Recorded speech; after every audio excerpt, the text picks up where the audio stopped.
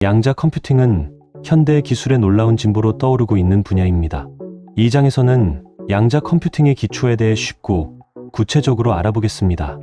양자 컴퓨팅은 전통적인 컴퓨팅과는 매우 다른 원리에 기반을 두고 있습니다. 일반적인 컴퓨터는 0과 1의 비트를 사용하여 정보를 표현하고 처리합니다.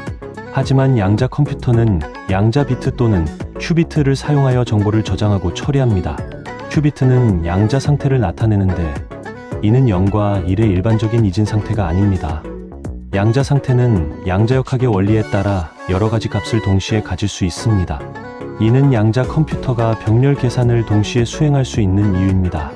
양자 컴퓨터에서는 양자 게이트라는 연산을 사용하여 정보를 처리합니다. 이 연산은 큐비트의 양자 상태를 조작하여 원하는 계산을 수행합니다. 예를 들어 양자 게이트를 사용하여 큐비트를 얽힌 상태로 만들면 한 큐비트의 상태가 다른 큐비트에 영향을 미치게 됩니다. 양자 컴퓨팅의 기초 이론을 이해하기 위해서는 양자 수학과 선형대수를 알아야 합니다. 양자 수학은 일반적인 수학과는 조금 다른 원리를 따르며 큐비트의 상태와 양자 연산을 다루는 방법을 포함합니다. 양자 컴퓨팅은 현재 기술의 한계를 뛰어넘는 새로운 가능성을 제시하고 있습니다. 그러나 여전히 많은 도전 과제가 존재합니다. 양자 컴퓨터의 안정성과 오류 처리, 그리고 실제 응용 분야에서의 적용 등 다양한 측면에서 연구가 계속되고 있습니다. 본 영상을 통해 양자 컴퓨팅의 기초를 이해하고 양자 비트와 양자 게이트의 개념을 파악할 수 있을 것입니다. 양자 컴퓨팅의 동작 원리에 대한 이해는 이후 보다 심화된 내용을 다루는데 도움이 될 것입니다. 양자 컴퓨터는 전통적인 컴퓨터와는 매우 다른 방식으로 동작합니다. 여기에서는 양자 컴퓨터의 동작 원리에 대해 쉽고 구체적으로 알아보겠습니다. 양자 컴퓨터는 양자 상태와 양자 비트인 큐비트를 이용하여 정보를 처리합니다. 큐비트는 전통적인 비트와는 달리 0과 1뿐만 아니라 양자 상태의 선형조합인 양자 슈퍼포지션을 가질 수 있습니다. 이는 양자 컴퓨터가 복잡한 계산을 동시에 처리할 수 있는 능력을 가지게 합니다. 양자 컴퓨터의 동작 원리는 양자 게이트와 양자 연산에 근간을 두고 있습니다. 양자 게이트는 큐비트의 양자 상태를 변환시키는 작업을 수행하는데 이 작업은 양자 비트의 상호작용과 얽힘을 이용합니다. 양자 게이트는 기본적인 논리 연산인 AND, OR, NOT과 같은 작업을 수행할 수 있습니다. 양자 연산은 큐비트 간의 상호작용을 통해 이루어집니다. 양자 상태의 선형조합과 양자 게이트를 조합하여 원하는 계산을 수행할 수 있습니다. 양자 연산은 병렬로 처리되기 때문에 전통적인 컴퓨터보다 훨씬 빠른 속도로 계산을 수행할 수 있습니다. 하지만 양자 컴퓨터의 동작 원리는 도전적인 과제를 가지고 있습니다. 양자 상태의 불안정성과 노이즈는 신뢰할 수 있는 양자 연산을 어렵게 만들고 에러 수정과 에러 관리 기술이 필요합니다. 또한 양자 상호작용의 복잡성과 연산량의 폭발적인 증가는 양자 컴퓨터의 설계와 제어에 큰 도전을 제기합니다. 이러한 동작 원리를 이해하면 양자 컴퓨터의 잠재력과 한계를 파악할 수 있습니다. 양자 컴퓨터는 전통적인 컴퓨터와는 완전히 다른 방식으로 동작하지만 그만큼 혁신적인 기술을 제공할 수 있습니다. 더 나아가 양자 컴퓨터의 동작 원리를 이해하는 것은 우리가 양자 컴퓨팅의 미래를 탐구하고 현실적인 응용 사례를 개발하는 데에도 중요한 역할을 합니다. 양자 컴퓨터는 전통적인 컴퓨터와는 완전히 다른 방식으로 문제를 해결하는 독특한 능력을 가지고 있습니다. 여기에서는 양자 알고리즘과 양자 애플리케이션에 대해 자세히 알아보겠습니다. 첫째로 양자 탐색 알고리즘에 대해 이야기해 보겠습니다. 양자 컴퓨터는 동시에 여러 가능성을 탐색할 수 있는 특징을 가지고 있어 복잡한 문제의 해답을 빠르게 찾을 수 있습니다. 예를 들어 양자 컴퓨터는 양자 상태의 얽힘을 이용하여 탐색 범위를 지수적으로 줄일 수 있는 그로블의 알고리즘을 활용할 수 있습니다. 이를 통해 데이터베이스 검색, 최적화 문제, 그래프 이론 등 다양한 분야에서 효율적인 해결책을 찾을 수 있습니다. 그럼 디컴포짓 문제와 양자 탐색 알고리즘에 대해 좀 더 자세히 살펴볼까요? 디컴포짓 문제 Decomposition Problem과 양자 탐색 알고리즘 Quantum Search Algorithm은 양자 컴퓨팅 분야에서 중요한 주제입니다. 디컴포짓 문제는 주어진 함수를 가능한 한 작은 단위의 함수로 분해하는 문제입니다. 이때 분해된 작은 함수들은 더 간단하고 해결하기 쉬운 문제로 변환될 수 있습니다. 디컴포짓 문제는 양자 컴퓨터가 일반적인 컴퓨터보다 효율적으로 문제를 해결하는 데 도움을 줄 수 있습니다.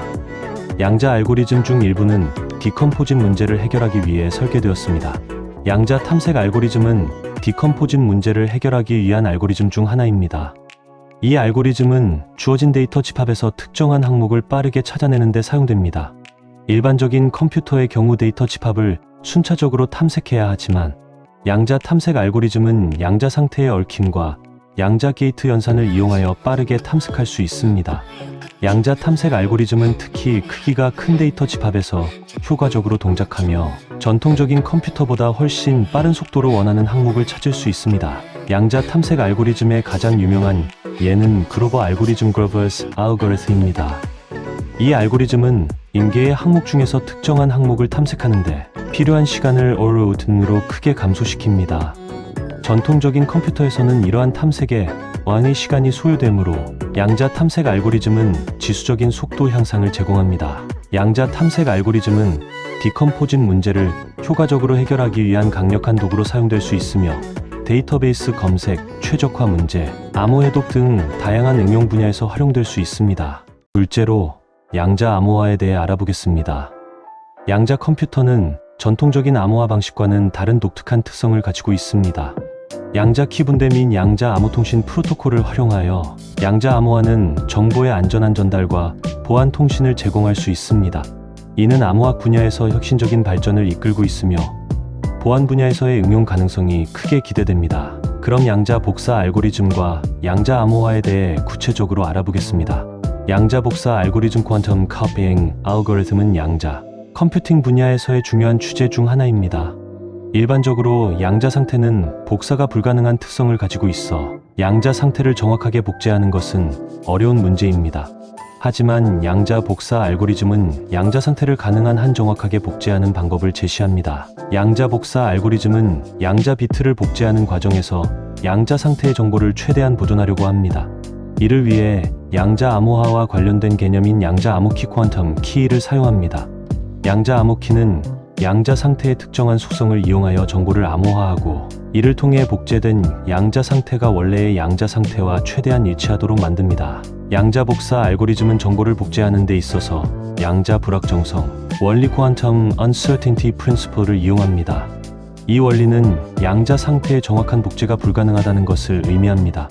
따라서 양자 복사 알고리즘은 양자 상태를 최대한 정확하게 복제하는 방법을 찾는 것이 목표입니다. 양자 암호화는 양자 상태를 이용하여 정보를 암호화하고 해독하는 방법을 의미합니다. 양자 암호화는 전통적인 암호화 방식과는 다른 원리를 사용하여 보안성을 강화할 수 있습니다. 예를 들어 송신자연수와 추신자연이 사이에 양자 암호키를 공유하고 이를 통해 양자 상태를 암호화하여 전송할 수 있습니다. 이 방식은 양자 송신자의 측정 결과를 기반으로 암호화된 정보를 해독하므로 외부의 감청이나 해킹으로부터 안전한 통신이 가능합니다. 이렇게 양자 복사 알고리즘과 양자 암호화는 양자 컴퓨팅 분야에서 정보 처리와 보안에 중요한 역할을 합니다. 이들은 양자 상태를 효과적으로 다루고 양자 정보를 안전하게 전달하는 방법을 제공합니다. 암호학과 통신 분야에서의 응용을 통해 보안과 개인정보 보호의 새로운 가능성을 열어주는 중요한 기술입니다. 이러한 양자 컴퓨터의 실제 응용 사례는 지속적으로 발전하고 있습니다. 최신 연구 결과를 바탕으로 몇 가지 실제 응용 사례를 알아보겠습니다. 첫 번째로 소개할 응용 사례는 양자 암호화입니다.